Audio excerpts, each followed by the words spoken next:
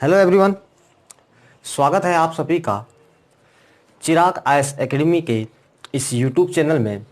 तो दोस्तों, हमारी जो विषय वस्तु चल रही थी वह चल रही थी भारतीय संविधान, भारतीय राज्य व्यवस्था, जिसके अधीन हम पढ़ रहे थे भारत का संवैधानिक इतिहास, जिसके बारे में हमने कुछ अधिनियम को पढ़ लिया था और उन्हें समझ लिया था।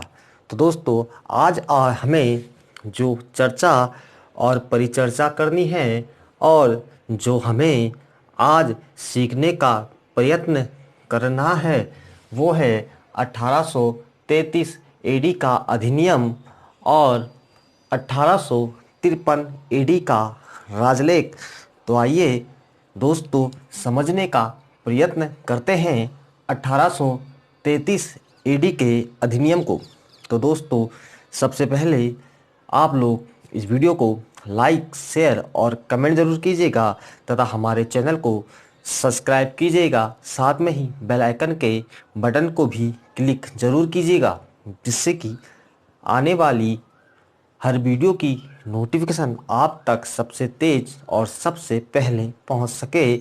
और जिन विद्यार्थियों ने भी अभी तक हमारे चैनल चिराग आईएएस एकेडमी को सब्सक्राइब नहीं कर रखा है तो उनसे एक आत्मिक अनुरोध है कि कृपया करके वो पहले इस चैनल को सब्सक्राइब कर लें। तो दोस्तों, आइए सरल भाषा में समझने का प्रयत्न करते हैं 1833 एडी का अधिनियम।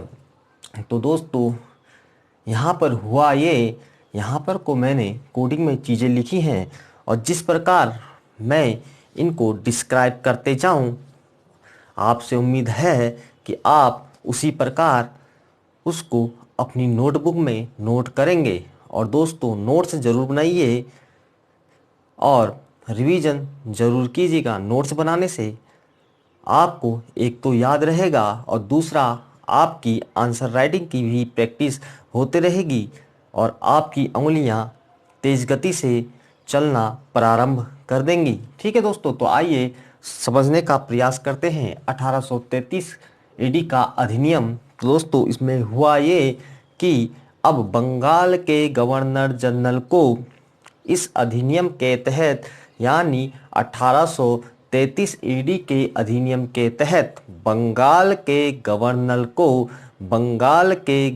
जनरल को संपूर्ण भारत का गवर्नर जनरल बना दिया गया। इस अधिनियम में सबसे पहली बात यह हुई कि बंगाल के गवर्नर जनरल को अब संपूर्ण भारत का गवर्नर जनरल बना दिया गया और जो पहले भारत के गवर्नर जनरल थे वो थे लॉर्ड विलियम बेंटिंग। ठीक है दोस्तों, लॉर्ड विलियम बेंटिंग ही भारत के प्रथम गवर्नर जनरल थे। यानी बंगाल के गवर्नर जनरल को अब भारत का गवर्नर जनरल कहा जाएगा और इस अधिनियम के तहत भारत के प्रथम गवर्नर जनरल बनने वाले ब्रिटिश अधिकारी थे लॉर्ड विलियम बेंटिंग। उम्मीद करूंगा यहाँ तक आपको बातें समझ में आ गई होंगी। तो दोस्तों, इस प्रकार देश की शासन प्रणाली का केंद्रीकरण कर दिया गया। यानी अब देश की शासन प्रणाली को सेंट्रलाइज कर दिया गया। यानी अब एक जगह से संपूर्ण भारत में शासन प्रणाली स्थापित की जाएगी। यानी एक ही जगह से अब संपूर्ण भारत में शासन प्रणाली स्थापित की जाएगी। तो देश की शासन प्रणाली का केंद्रीकरण 1833 एडी के अधिनियम से किया गया। ठीक है, और अगली बात है कि संपूर्ण भारत के लिए यानी गवर्नर जनरल और उसकी परिषद को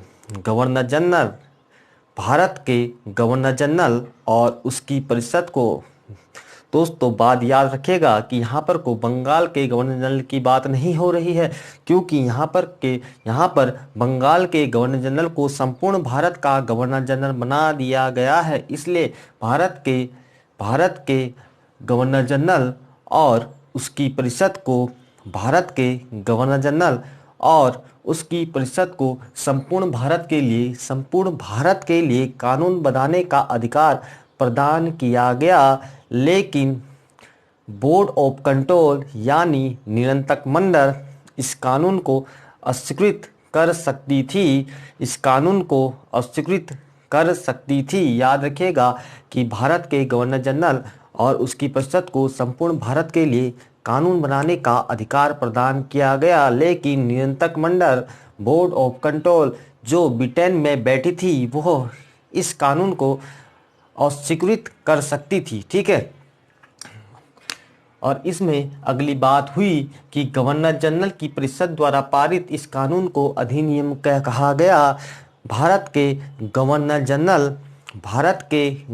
जनरल और उसकी परिषद द्वारा पारित इस अधिनियम को इस कानून को अब अधिनियम कहा गया, यानी भारत का गवर्नर जनरल और उसकी परिषद अब जो कानून बनाएगी उसको अधिनियम कहा जाएगा।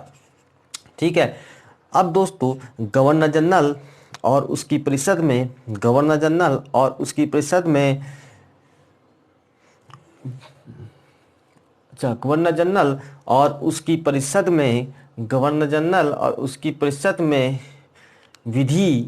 विधिक परामर्श हेतु यानी कानून की परामर्श हेतु गवर्नर जनरल की परिषद में चौथे सदस्य के रूप में एक विधि सदस्य की नियुक्ति की गई। विधिक परामर्श हेतु यानी कानून के विधिक परामर्श हेतु गवर्नर जनरल की परिषद में एक विधि सदस्य की नियुक्ति चौथवे सदस्य के रूप में की गई, लेकिन यहाँ पर को ये विधि सदस्य अस्थायी है, यहाँ पर को अभी इसे स्थायी नहीं किया गया है। और इस अधिनियम में एक चीज़ और की गई कि बम्बई और मद्रास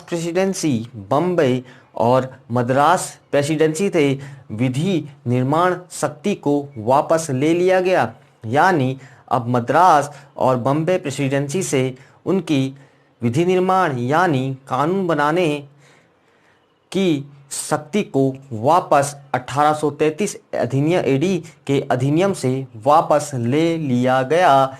और अब इस अधिनियम के तहत एक चीज़ और हुई कि इसमें कंपनी के व्यापारिक एकाधिकार को समाप्त कर दिया गया, यानी कंपनी के अब व्यापारिक एकाधिकार को पूर्णतः समाप्त कर दिया गया, यानी चाय और चीन के व्यापार सहित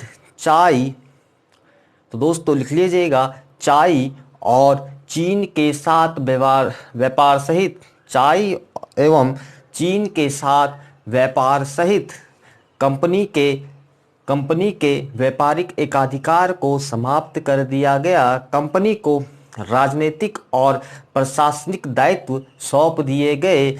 अब यहाँ पर को व्यापारिक एकाधिकार चाय और चीन के साथ व्यापार सहित कंपनी के व्यापारिक एकाधिकार को समाप्त कर दिया गया तथा कंपनी को अब प्रशासनिक और राजनीतिक दायित्व सौंप दिए गए। और दोस्तों लॉर्ड मेकाले की अध्यक्षता में एक विधि आयोग का गठन किया गया। 1833 अधिनियम के अंतर्गत 1833 एडी के अधिनियम के अंतर्गत अब विधियों का संहिताकरण करने के लिए, विधियों को कोडिंग करने के लिए, विधियों के संहिताकरण करने के लिए लॉर्ड मेकाले की अध्यक्षता में एक विधि आयोग का गठन किया गया। बहुत ही इम्पोर्टेंट पॉइंट है, हर बार एग्जामों में पूछा जाता है, तो याद रखिएगा कि विधियों के संहिताकरण करने के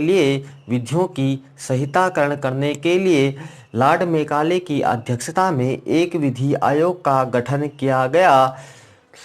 ठीक है दोस्तों, और इसमें अगली चीज़ हुई कि दास प्रथा को अब विधि के विरुद्ध कर दिया गया। 1833 एडी के अधिनियम में दास प्रथा को अब विधि के विरुद्ध घोषित कर दिया गया तथा 1843 एडी में 1843 एडी में दास प्रथा का उन्मूलन कर दिया गया।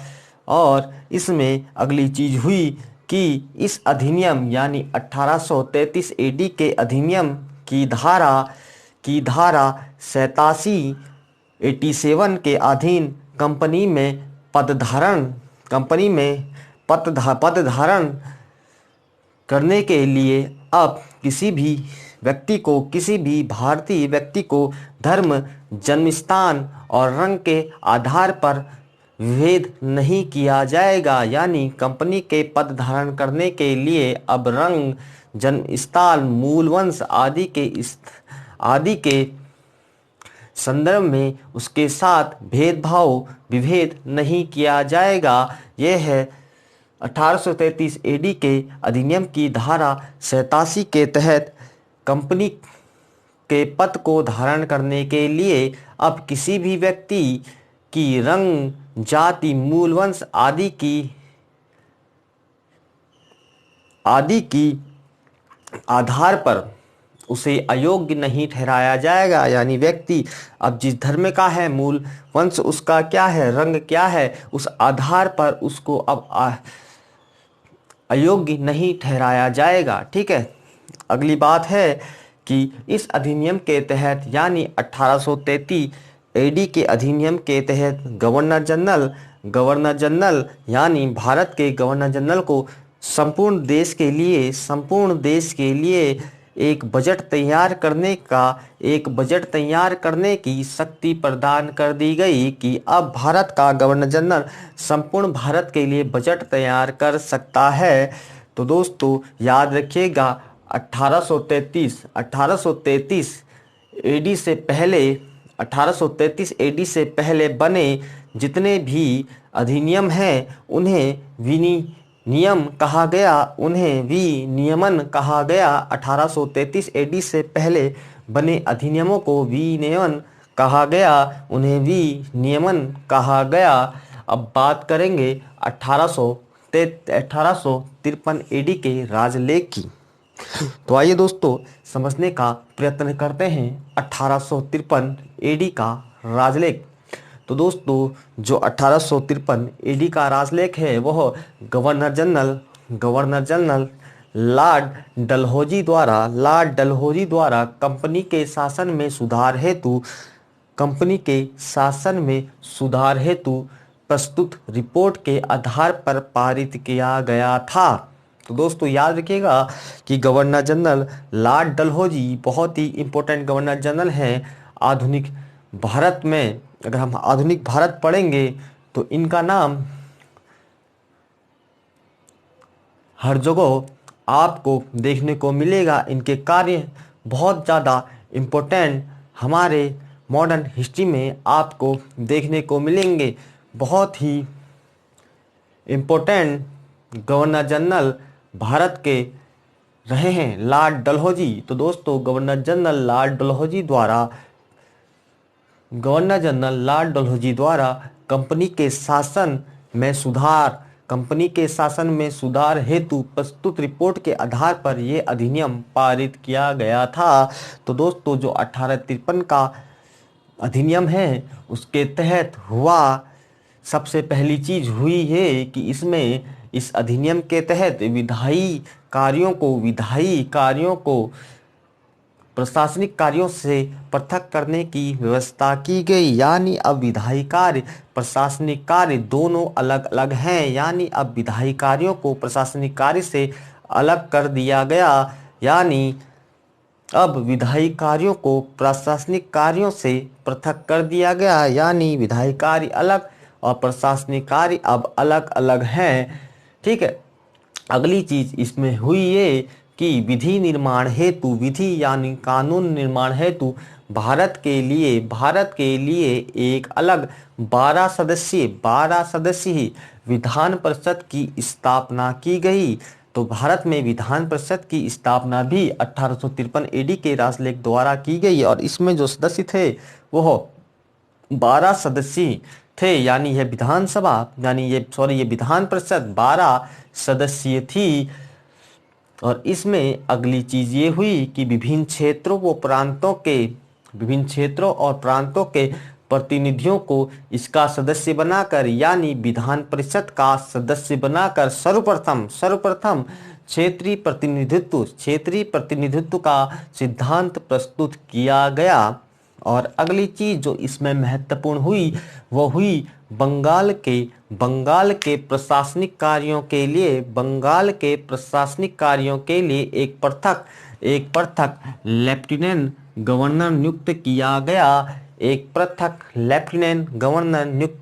गया। बंगाल के प्रशासनिक कार्यों के लिए एक पृथक लेफ्टिनेंट गवर्नर नियुक्त किया गया। और अब इस अधिनियम के तहत विधि सदस्य को गवर्नर जनरल की परिषद का पूर्ण सदस्य बना दिया गया, जबकि विधि सदस्य को गवर्नर जनरल की परिषद में अस्थायी रूप से 1833 के अधिनियम में रखा गया था, जिसे 1853 एडी के राजलेख में गवर्नर जनरल की परिषद का पूर्ण सदस्य बना लिया गया। तो याद रखिएगा कि विधि सदस्य की नियुक्ति जो हुई थी वो 1833 एडी में हुई थी, लेकिन वह अस्थायी रूप से हुई थी। और 1853 एडी के राजलेख में विधि सदस्य को गवर्नर जनरल की परिषद का पूर्ण सदस्य बना दिया गया। और अब इसमें अगली चीज ये हुई कि कंपनी के कर्मचारियों की नियुक्ति के लिए नामजदगी के स्थान पर प्रतियोगी परीक्षाओं को आधार बनाया गया। अब कंपनी के कर्मचारियों की जो अब नियुक्ति हो गई वह प्रतियोगी परीक्षाओं के आधार पर होगी। ठीक है, अब इसमें किया एक चीज और गया, वो किया गया बोर्ड ऑफ कंट्रोल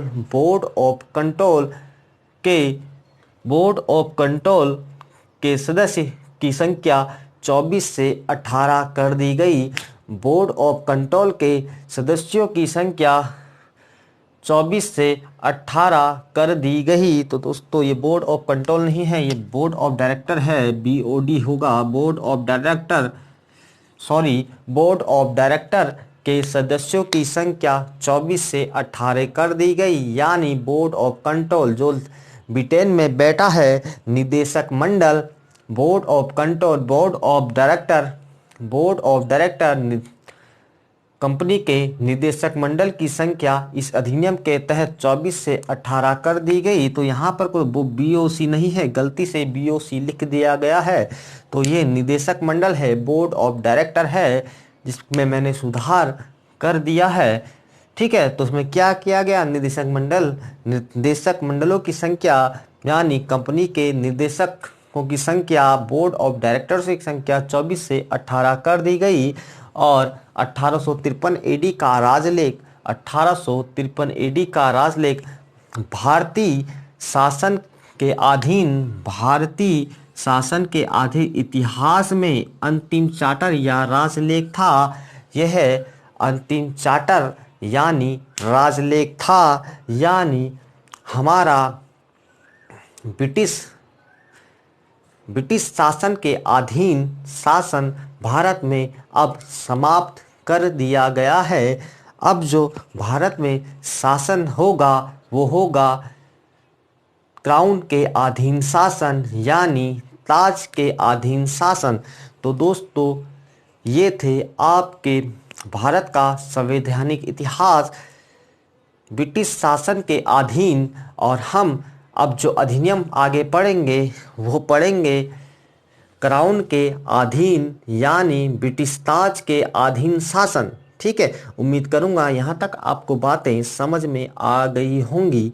तो दोस्तों कृपया करके इनके नोट्स ज़रूर बनाइए और साथ में रिवीजन पढ़ते करते रहिए, क्योंकि जब तक आप इनके नोट्स और रिवीजन नहीं कर बनाएंगे, यानी नोट्स नहीं बनाएंगे और साथ में रिवीजन नहीं करेंगे तो आप इन अधिनियमों में कंफ्यूज होते रहेंगे।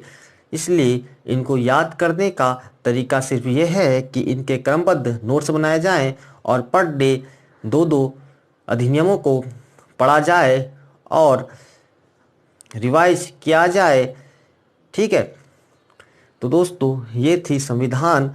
और अब चिराग आईएएस एकेडमी में आईएएस एग्ज़ाम को ध्यान में रखते हुए साथ में यूपी पीसीएस की नोटिफिकेशन को भी ध्यान में रखते हुए सीसेट की क्लासेस भी इस चैनल में प्रारंभ की जा रही हैं। ठीक है, तो सीसेट से अब घबराने की ज़रूरत नहीं है, क्योंकि इसमें अब पॉलिटी के साथ साथ आपको सीसेट की भी क्लासें उपलब्ध करा दी जाएंगी और सीसेट की क्लासें मैथमेटिक्स से प्रारंभ की जाएगी और उसके बाद रीजनिंग, फिर कम्प्रीहेंशन, आगे धीरे धीरे क्रम में बढ़ते रहेंगे।